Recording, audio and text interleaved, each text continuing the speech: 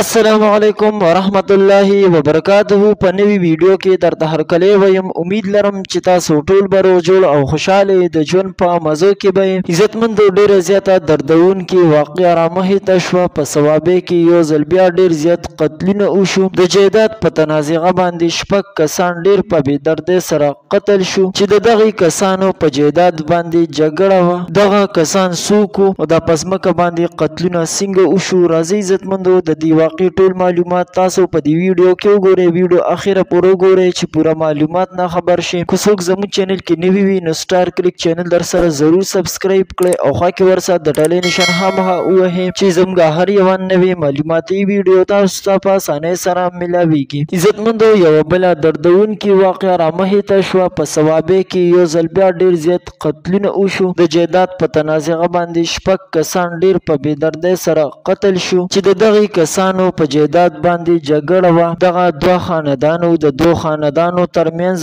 جګړه وه. دغه جګړه د ډیر وخت نه وه. په دې کې ډیرې زیاتې جرګې هم شوې وي او ډیرې زیاتې روغې هم شوې وي او د دغې باوجود هم دغه جګړه نه ختمېدله. د دوی دغه مسله نه ختمېدله چې اخر دغه خلک دې ته تیار شو چې دوی یو بل کې قتلونه وکړل. د یو خاندان څلور کسان ډیر په بې دردۍ سره قتل کړل او د بل خاندان دوه کسان ډیر په بې دردۍ سره قتل کړل. د دوی چې په کومه ځمکه جګړه وه هغه ځمکه د دغې دواړو خاندانونو نه پاتې شوله. د هغوی کومه خپلولي وه هغه په دښمنۍ بدله شوله. در په در شو. خپل کورونه هر څه یې پرېښودل او د دغې ثوابې نه لاړل وتښتېدل او دغه خلک پکې د څه د دې دنیا نه لاړل. الله پاک دې رحم وکړي. الله پاک دې هر یو کس د داسې قسمه حرکت نه وساتي. عزتمندو دا ویډیو مخکې هر چا سره شریکه کړئ چې هر چا ته معلومات ورورسي. دا وه زموږ د دې وخت نوې معلوماتي ویډیو. که چېرې زموږ ویډیو مو خوښه شوې وي نو سټار کلیک چینل در سره ضرور سبسکرایب کړئ او خوا کې ورسره د ډالۍ نشان خامخا ووهئ چې زموږ هر یوه نوې معلوماتي ویډیو تاسو ته په اسانۍ سره ملاویږي. والسلام.